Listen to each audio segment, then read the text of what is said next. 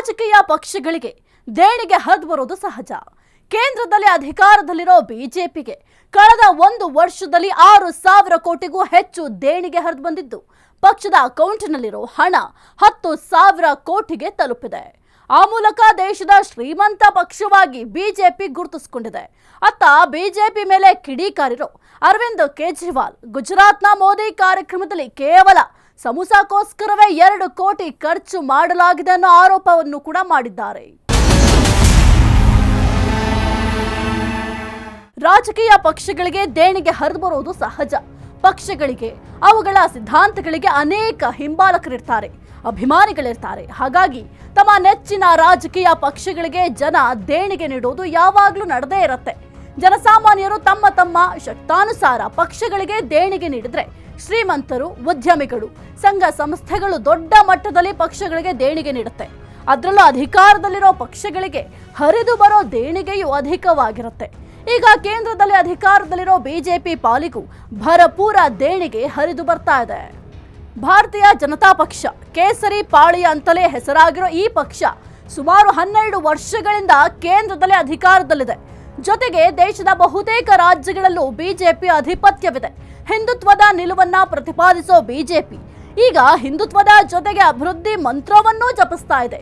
ಸಬ್ಕಾ ಸಾಥ್ ಸಬ್ಕಾ ವಿಕಾಸ್ ಅನ್ನೋದು ಪ್ರಧಾನಿ ನರೇಂದ್ರ ಮೋದಿಯವರ ಘೋಷಣೆಯಾಗಿರೋದ್ರಿಂದ ಹಿಂದುತ್ವದ ಜೊತೆಗೆ ಅಭಿವೃದ್ಧಿಯ ಬಗ್ಗೆಯೂ ಬಿಜೆಪಿ ಹೆಚ್ಚಾಗಿ ಮಾತನಾಡ್ತಿದೆ. ಈಗ ಇದೇ ಕೇಸರಿ ಪಡೆಗೆ ಹರಿದು ಬಂದಿರೋ ದೇಣಿಗೆಯ ಪ್ರಮಾಣ ಎಂಥವರು ಹುಬ್ಬೇರಿಸೋ ಹಾಗೆ ಮಾಡ್ತಾ ಇದೆ.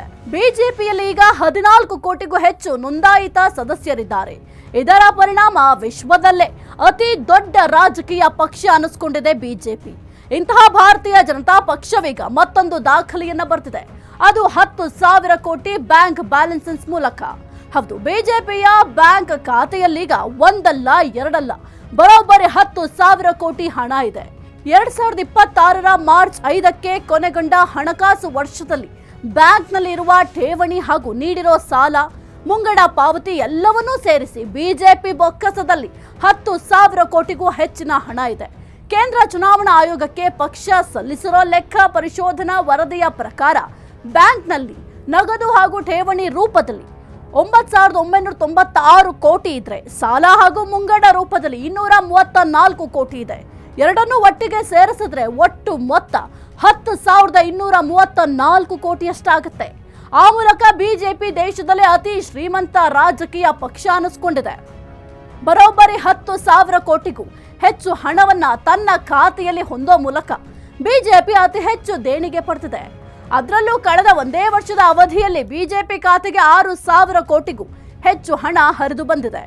ಆ ಮೂಲಕ ಬಿಜೆಪಿ ಅಕೌಂಟ್ ಬ್ಯಾಲೆನ್ಸ್ 10,000 ಕೋಟಿಯನ್ನ ಮೀರಿಸಿದೆ. 1 ದಶಕಕ್ಕಿಂತಲೂ ಹೆಚ್ಚು ಕೇಂದ್ರದಲ್ಲಿ ಅಧಿಕಾರದಲ್ಲಿರೋದು ಜೊತೆಗೆ ಮಾಡಿರೋ ಅನೇಕ ಅಭಿವೃದ್ಧಿ ಕೆಲಸಗಳು ಬಿಜೆಪಿ ಪಾಲಿಗೆ ವರದಾನವಾಗಿ ಪರಿಣಮಿಸಿದೆ.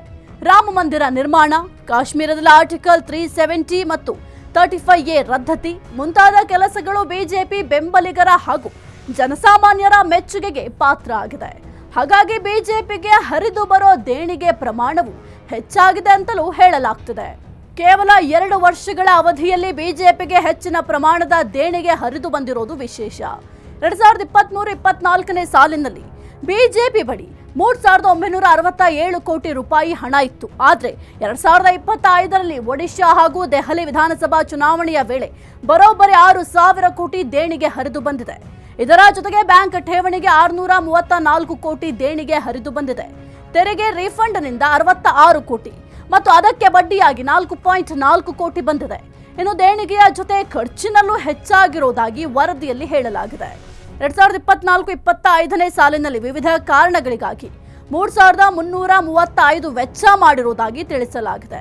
ಇದರಲ್ಲಿ 88% ಚುನಾವಣಾ ವೆಚ್ಚ ಆಗಿದ್ದು, ಅಭ್ಯರ್ಥಿಗಳಿಗೆ ಹಣಕಾಸು ನೆರವು ನೀಡೋಕೆ 312 ಕೋಟಿ, ವಿಮಾನ ಮತ್ತು ಹೆಲಿಕಾಪ್ಟರ್ ವೆಚ್ಚವಾಗಿ 583 ಕೋಟಿ, ಎಲೆಕ್ಟ್ರಾನಿಕ್ ವೆಚ್ಚವಾಗಿ 1,125 ಕೋಟಿ, ಬ್ಯಾನರ್ಗೆ 107 ಕೋಟಿ ಹಾಗೂ ಮುದ್ರಣ ಕೆಲಸಕ್ಕೆ 123 ಕೋಟಿ ವೆಚ್ಚ ಮಾಡಲಾಗಿದೆ ಅಂತ ಚುನಾವಣಾ ಆಯೋಗಕ್ಕೆ ಸಲ್ಲಿಸಿರೋ ವರದಿಯಲ್ಲಿ ತಿಳಿಸಲಾಗಿದೆ.